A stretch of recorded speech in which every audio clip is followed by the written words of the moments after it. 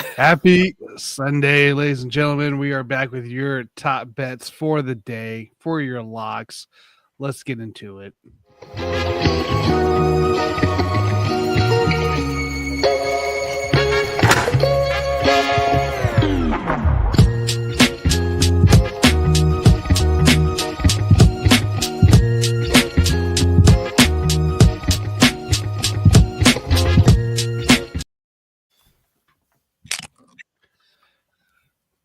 Happy Sunday, ladies and gentlemen. Welcome into Lock It In on the Record Sports Hub. My name is Tanner Dawson. Of course, joining me is Scott Cobe and Alan Perales. Guys, happy Mom's Day. For all you mother... no, happy. To my mom, Karen, happy Mother's Day. Love you very much. Happy Mom's Day. Thank you for everything you moms do out there for everybody. So, well, yesterday could have gone better, right, Alan? Could have gone better. But hey, I'm only here so I don't get fined. I'm only here to get fined. Appropriate answer, guys. A little recap. We'll do a little recap right before we start doing our locks. So stay tuned here. But as always, we'll have a little discussion, just a tiny bit here today. We'll try to get things done here a little quicker, and we got some bets for you. We got some bets. And we got some PrizePicks bets for you. We've been pretty decent at those, so we'll keep at it. It's the Thunder Denver game has been pretty friendly to do PrizePicks on. So yeah, we'll be I'll be concentrating on that at least. But guys, hey, a little recap from yesterday. Anything that stood out to you in the sports world? I mean, John I was right about Texas at the very least. I was right about Texas. We kind of saw DeGrom turn back the clock a little bit, although he did give up 2 home runs. But we saw a little bit of prime Jacob DeGrom last night, which is kind of cool to see. If he can stay healthy, Rangers pitching has been great. They just need to figure the offense out. Right. All right. But that's how a lot of teams are too. Just figure the offense out. Hey, by the way, welcome to the second round of the NBA playoffs. The Boston Celtics. I'm glad to see you finally showed up and wanted to play. So. Right. Also, I'd like to say that the Padres and the Reds have scored another run. Yeah, they're still scoring runs. They're still scoring runs. That's insane. Can we safely say that this might be the worst team in baseball history? After what we saw from the White Sox last year, the Rockies might be it. The White Sox have had some bad teams. I know, but this Rockies team takes the cake. They get a guy going today. Can't remember his name to save my life, but I'm pretty sure has like a 9 ERA. He's giving up over 350 batting average to the other team. Oh my God! They're just trouncing out guys at this point. And now you're in altitude because you're in Colorado. Just let the ball fly. Just let the ball fly. Yeah, I mean, this is one of the few teams that have gone 6-30 in their first 36 games, and they're not getting any better. They 15 runs. The worst start in MLB history, right? It's got to be. They've already done worse than the 87 Orioles that were really terrible back in the day. And the A's were bad. You remember the A's being consistently bad too for a long time. The A's right now are competing for the division, oddly enough. Oh yeah, I told people this early in the season. I go, watch for them. They made some moves. They actually spent some money. It's because they're gearing up for Vegas. Exactly why they're starting to spend money now. The one thing I'd be afraid of with the A's is when they play a team like the Yankees or a team like even your Royals. They beat the Yankees yesterday. Yeah, they're gonna at worst probably split. The pitching staff is not bad. They really is. And they got Yeah, they got some good hitters too. They got some decent hitters. So right, like this, so, it's a decent team. It's a decent team to compete. Yeah, and I think they, as you said, they're gearing up for Vegas. So you're going to see one or two more very good signings from them in the offseason. This coming offseason, then when they hit Vegas, they'll be a pretty good team in that division. Mhm. They're good in that. That is the most wide open division right now because it seems like nobody really wants to win it. Anytime, like the Mariners are doing good right now, but they'll have their spurts where they'll kind of fall back to earth. Houston can't win at home for some reason, especially to a team like a Cincinnati or whatnot. Texas, they need to find their offense. Their pitching's been great. They just need to find their offense. And, well, the Angels are the Angels. So They're going to be good for a little bit, bad for a little bit, good for a little bit, bad for a little bit. pretty much. Well, all I know is I'm regretting my under 107 wins with the Dodgers after last night. So I think they're going to hit it. I didn't think so, but They might. Also, 8 you minutes of the game. have to mention that Utah now has an official name for their hockey club. Yes, So the Mammoths. the Utah Mammoths. I like it. I actually like it. I don't mind I think it fits. I don't mind it. Nothing says the NHL more than a Edmonton Oilers Utah Mammoths Tuesday night, 10:30 p.m. Eastern game. Hey, that Mammoth Predator matchup that we're gonna get. That'd be great. I'll wait till the Bills come out for that one. Oh, that's gonna be phenomenal.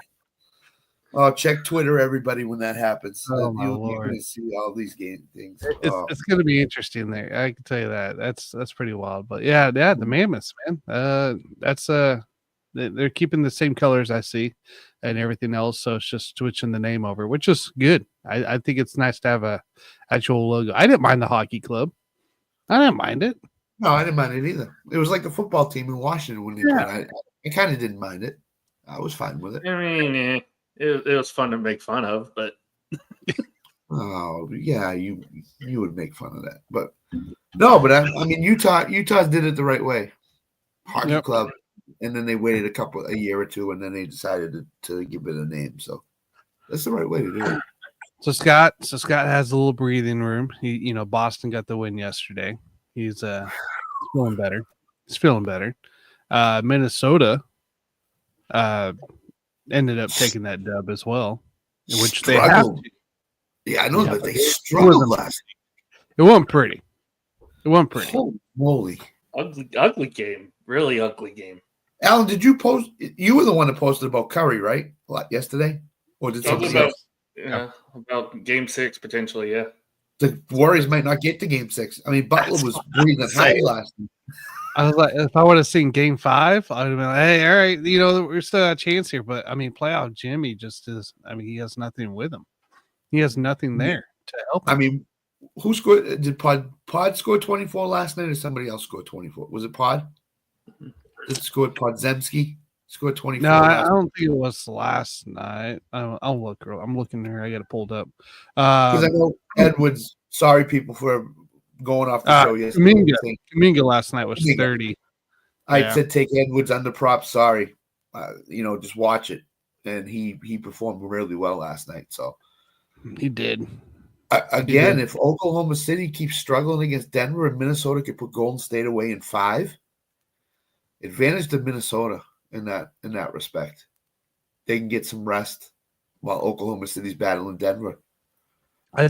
Here's what blows my mind, right? So Minnesota played their starters, majority of them, or at least 3 of them, for over 40 minutes. Okay, and then Gobert with 26, Conley with 28. They only used 3 bench guys the entire game. Reed at Nikel, 18, DiVincio at 15. But then you go down to Golden State, and they used 1, 2, 3, 4, 5 bench guys. 5. Yeah. And you still can't recover what Steph brings you. It's such a deep roster, and they can't put it together. Where was Buddy Hield last night? I mean, it's a perfect opportunity for him to step up, be one of the leaders on the team, score 20 points, and he just disappeared last night. He didn't, nothing. So it's like the exact opposite of what we're seeing with Denver, right? Because it's like you don't have that leader in your locker room right now with Steph Curry, and you get in these close game situations like this against a young, hungry team, you'll end up losing it. Whereas on the other side, you have the all-star leader in Jokic with Denver, That way, like you get in close games with OKC, a young and hungry team, you still come out on the end because you have that experience, you have that leadership from Jokic that can get you that victory at the end. The All-Star leadership matters, guys. It does. And also, I mean, we see that leadership there, but we also see the experience matters. And, you get rid of Clay, you get rid of Andrew. Andrew? Am I saying it right? Andrew Wiggins? Andrew Wiggins, yeah. He went to Miami. Yeah. Hey, you down in Miami now, and you got rid of a guy that could take over a game if he needed to, with who would pair really well with Jimmy. And you don't have it. You don't have a guy that can do that. Remember in the 2022 playoffs when the Warriors beat the Celtics in the title series? Everybody was Andrew Wiggins this, Andrew Wiggins that. He was just playing phenomenal. And then 3 short years later, you trade him. I know Jimmy Butler's a guy that you want to have on your team in the playoffs, but you're getting older instead of getting younger. And it's not, Curry's gone in 2 or 3 years, and Butler's gone in 2 or 3 years. Draymond is probably 1 or 2 years away, although he's hot and cold, but still, it's like, get younger. Draymond's just being Draymond right now, and that's not. Yeah, he's about ready to get suspended. He's going to get teed up a couple of times here pretty soon. Next 2 games. So, yeah. I don't know, man. It's just crazy. It's just crazy some of the moves that backfire. Like Jimmy has not been what I think what everybody's expecting. And especially with fresh legs, not playing over half the season. So he carried the Heat in the playoffs 2 years ago. He carried them, and he just can't carry a team anymore. He scores points and is great and everything, but he doesn't do all the little things to help a team get over the top. But Jimmy played 40, just a second less than 43 minutes yesterday. 33 points, 12 for 26, 2 for 4, 7 from 9 from free throw. He had 7 rebound assist, 4 turnover. Like I think honestly right now he's doing everything he can for it. But I mean, you have Draymond Green scored 2 points. And he gives up the ball 5 times in 30 minutes. Less than 30 minutes. 5 turnovers. I mean, you can't have all these minuses. You can't have Moses Moody, -7 in the points. You can't do this. -5 for Draymond, -5 for Buddy Hield. Like, it's not how you win. And if I'm Oklahoma City or Denver, I want to see Golden State win that series because I think you're going to have an easier time playing them in the conference finals. If it's Minnesota's up and down the board. Quite frankly, I think if I'm either team, I'm not worried about who wins this matchup. Absolutely. I'm worried about the only thing I get worried about is if Steph comes back. That's it. That's it. Yep. Steph's back, then it's a different team. I would agree. 100%. But today, guys, we do got a couple games going today as well. You got the Thunder, Oklahoma City and Denver going into game 4 this time around. Nuggets lead the series 2-1, and we got Cleveland tonight in Indiana. Pacers lead the series 2-1. Should be a healthy Cleveland team. Everybody should be playing from what I've seen. I haven't seen anybody being out in that ranks. Cleveland could tie it here as long as everybody plays. They really good. This is Indiana's worst nightmare come true. Yeah. Cleveland wins game 3, gains confidence, plays like the Cavaliers we saw in the regular season, and now all of a sudden they could end up winning the next 3 games and taking Indiana out in 6. Just like the Celtics with the Knicks. Worst fears came true yesterday. Celtics hit shots, played defense, got engaged in the game, and now all of a sudden the Knicks could be in trouble. So, again, I think Cleveland wins tonight. I think they send it back to Cleveland 2-2, and I think the series, even though it's 2-2, is to give Indiana a punch chance, but I just think if Cleveland plays the way they can, you got to get more from your star player. You got to get more than just an opener for Tyrese Halliburton, like you did in game 3. You got to get him going. You got to get Siakam going. Where the heck is Siakam? You can't let Cleveland dictate and take over the game like they did in Game 3. Where on earth has Siakam been? He's been an MIA in the last 3 or 4 games. He just has not scored, and that's a real problem for Cleveland, for Indiana rather.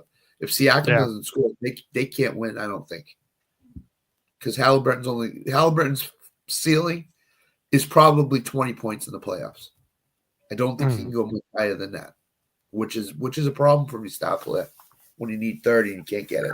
So that is an issue there. So, Alan, any early thoughts here before the Thunder Denver series, Game 4? Squeaky gotta make your shots for one. There's so many missed shots in Game 3. Like if you make at least a couple more of those shots, you win that game easily. Like I believe they were like 30-something%, 30, 38, 39% from the field, Game 3. I don't know, Denver was probably around the same, but Denver made more threes. They were better from 3. You out-rebounded them, which is good. Chet started off really hot. Problem is, none of the shots kept going down. And if your shots don't go down, if you don't follow through and make your shots, you're not going to win a game against a team like a Denver Nuggets that have that veteran presence. You got to put them away. You can't let them hang around. And we saw that was the whole theme from Game 3.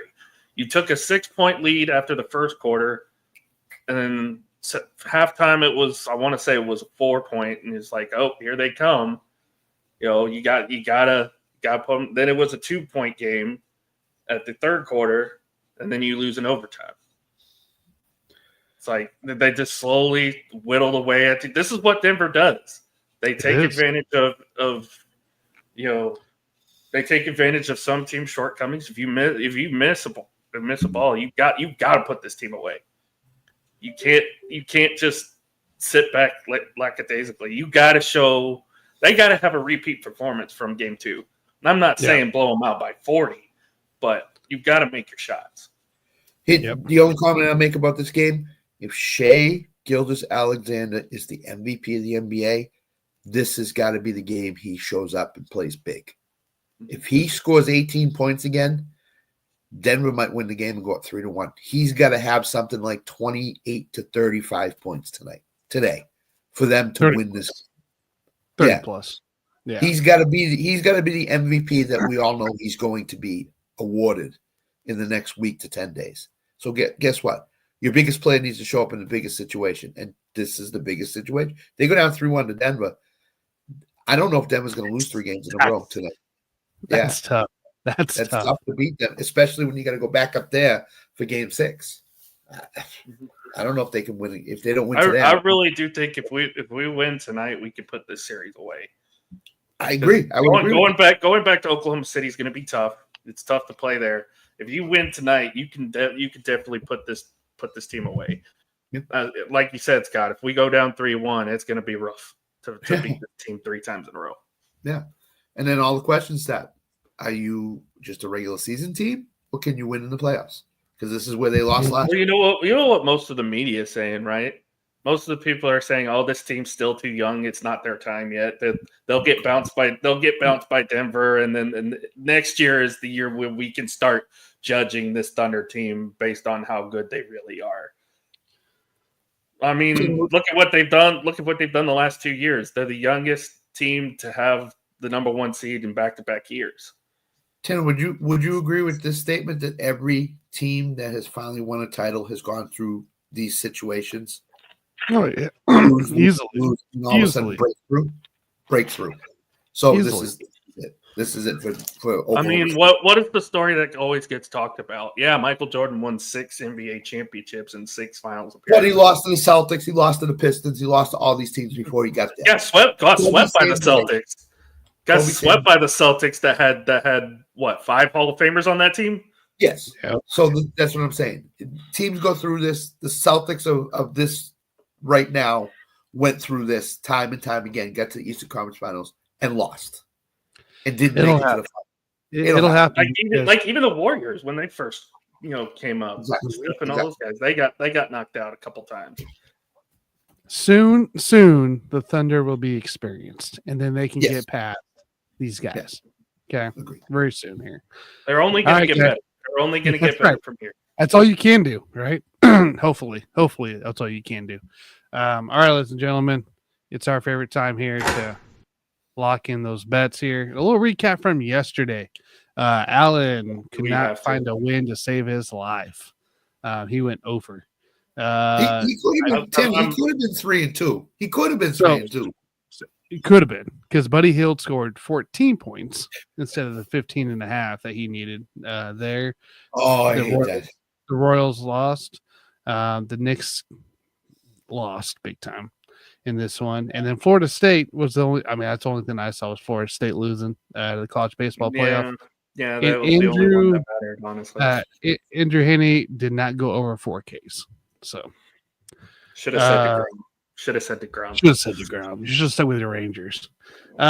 Scott could have been Pat McAfee yesterday getting chopped out of hell. Scott could have been 5-0, but Jason Tatum with a 9, I believe, on the rebounds.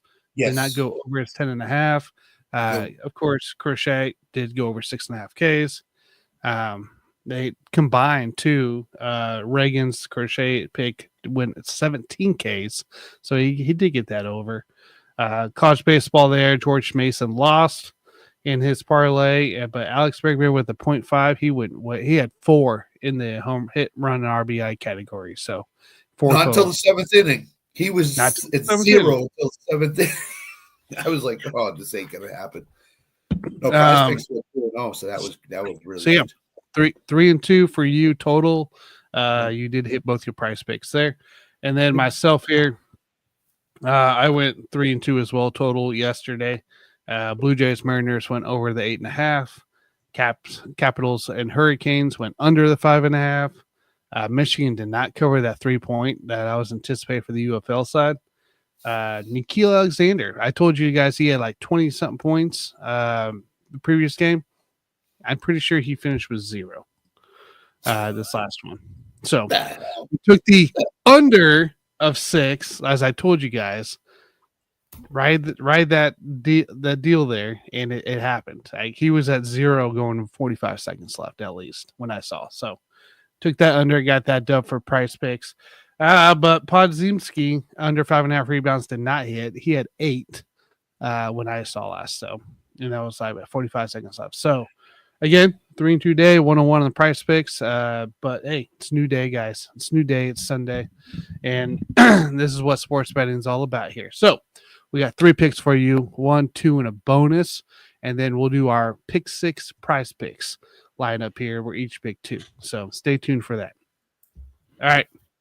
Since we started with Scott yesterday, let's start with the guy that has his big game going today, which is Thunder Denver.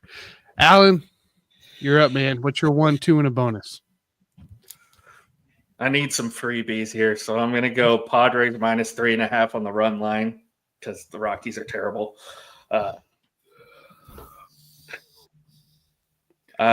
Next one, I'll go UFL. I'm going to go St. Louis minus 5.5 Battlehawks. Ooh, okay. And then I don't know. I'll go Cleveland minus 5.5. Cleveland minus 5.5. All right. I like that for a bonus there. I'm down for it. Scott, what do you got, man? 1, 2, and a bonus.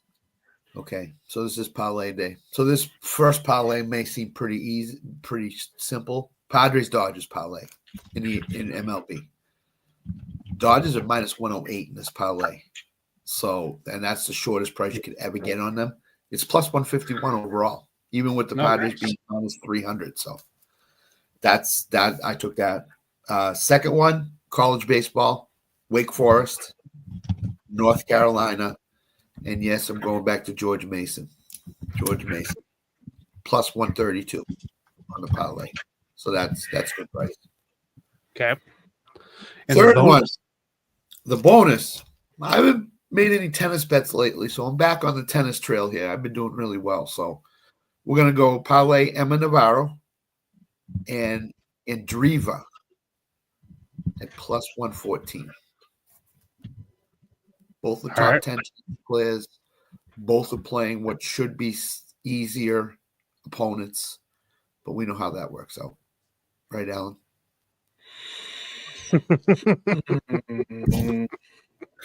Very interesting. Hey, you won some money on tennis yesterday on your personal side, so $200. Let's on ride with tennis it. yesterday. So yeah, so I'm already up $20 right now. So I like it. All right, my 3 locks, my 1, 2, and a bonus here.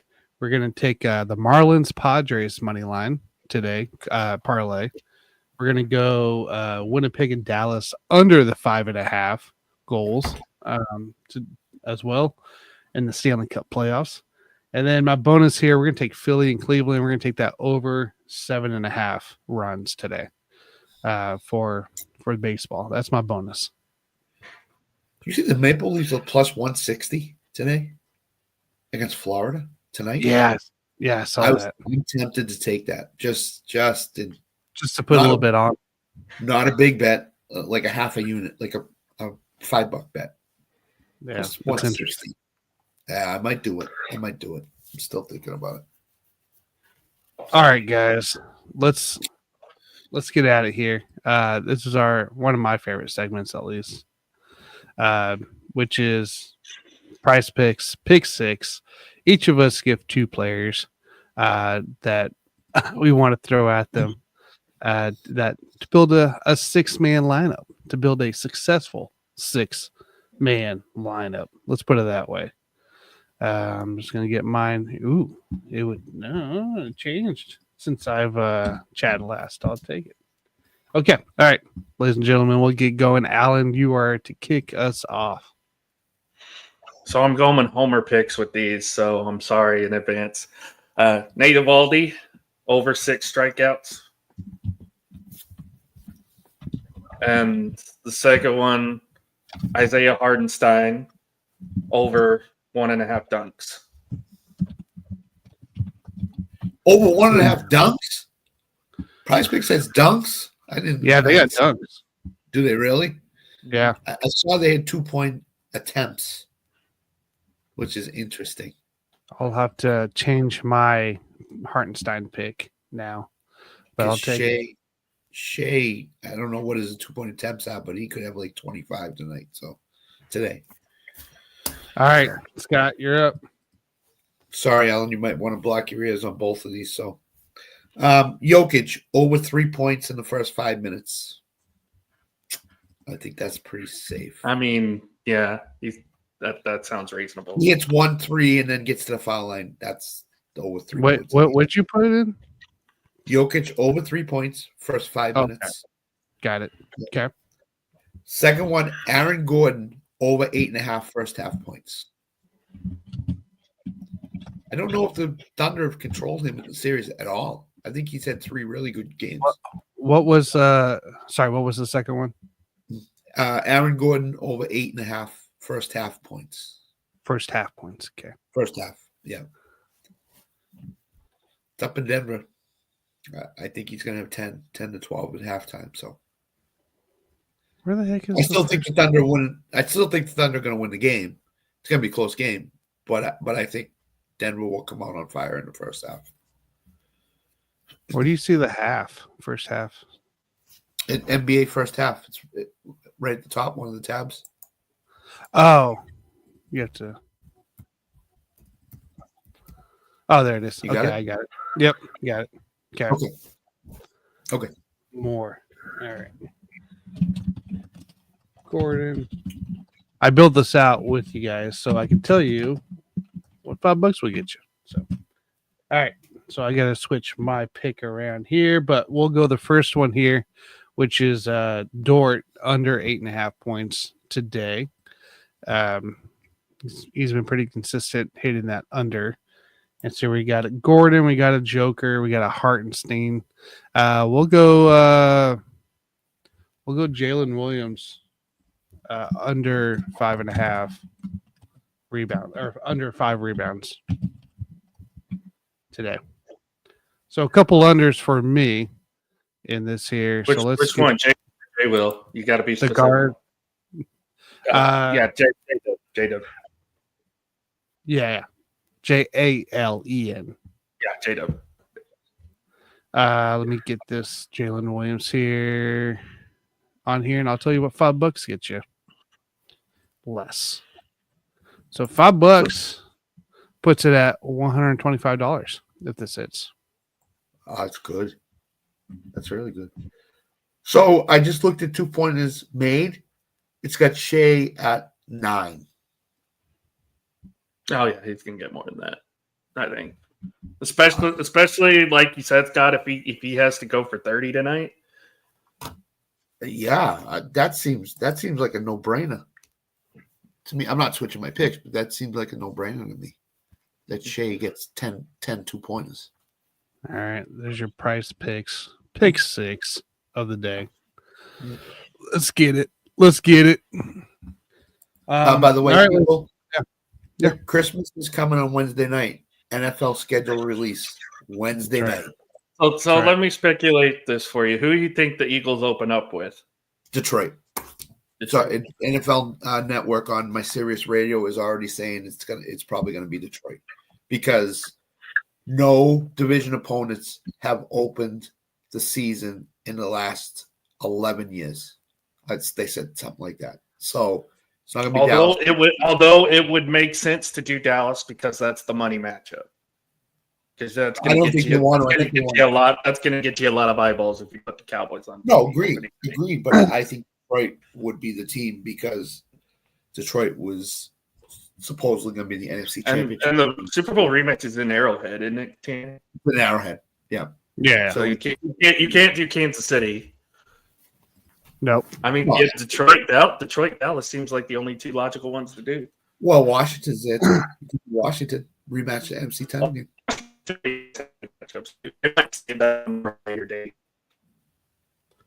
Hey, guys, we do got a Jim Behringer pick at Jim Behringer, our favorite hockey analyst. He says Marchand anytime goal versus the Leafs today. I don't want to talk about it. Brad Marchand, please. Anytime goal, Scott. Go bet it because Jim said it. I don't see it. I might parlay the Maple Leafs in the Marchand goal. That'll probably bring back huge money if it wins. So, ooh, yeah. Marchand's got to be plus 300-400, and Toronto's plus 160. That could bring back $5 bet. That could bring back what, $40-50, maybe. Yeah. I'm down for that. Yeah. Not bad. So, do you want to give something else too? I just saw this pass on my feed. Sabu has passed away. Legendary ECW wrestler Sabu passed away today. So, just saw that. So, rest in peace to him, and thoughts and prayers with his family and the whole ECW family as well. Agreed. I'm sure Heyman will have a post later on about it too. So, right, yeah, there'll be a post for sure. That's crazy. But age 60, and he was still wrestling at age 60. Yeah, everybody enjoy the NBA playoffs today. These are going to be 2 really good games today. They are. There'll be 2 NBA playoffs. Games. Great. Thunder Denver is early today, guys. It's the early game, so don't forget about that. So, all right, guys, we're out of here. We'll catch you. Well, these guys will catch you next weekend. I won't be here. I'll be live in the sports books. So next weekend, but go Tigers. Yeah. Go Tigers. Yeah. By the way, Tanner, we have installed a security camera footage in the sports books in Las Vegas. So we will be tracking your sports book bets so that we don't judge. He's taking the chair with him too. Taking the chair with him. Yeah, you're taking the chair with you. They got comfy chairs there. I don't need to. They do. Where are you staying? Play at Hollywood first, and then really we'll go to pay afterwards. Yeah. Planet Hollywood's it's a small sports book. You probably know, but you know I'm gonna be hitting all the sports books. oh yeah, Stop somewhere and putting something in. Probably more than that. So just grabbing picks. Find Tanner Dawson and the sports buffoons at your local sports book in Las Vegas, people. Stop by and say hi. He'd be more than willing to sign autographs. You'll see me there. I'm sure you'll see me there. So Ask JD, all right, let's go. Show up in a Raiders jersey. Show up in a Raiders jersey. I got please. Chiefs jersey I'm wearing on one of the days. So yeah, any JD Tower stories? It's Arrowhead West, guys. It's Arrowhead West. I don't know what Raiders is. It's Arrowhead West. It is. We have more wins there than the Raiders do. So yeah. I see more Chiefs jerseys out there than I do Raiders jerseys when I'm out there in September. So it's Arrowhead West, man. I'm telling you. So all right, guys, we're out of here. We'll catch you next weekend. See you guys.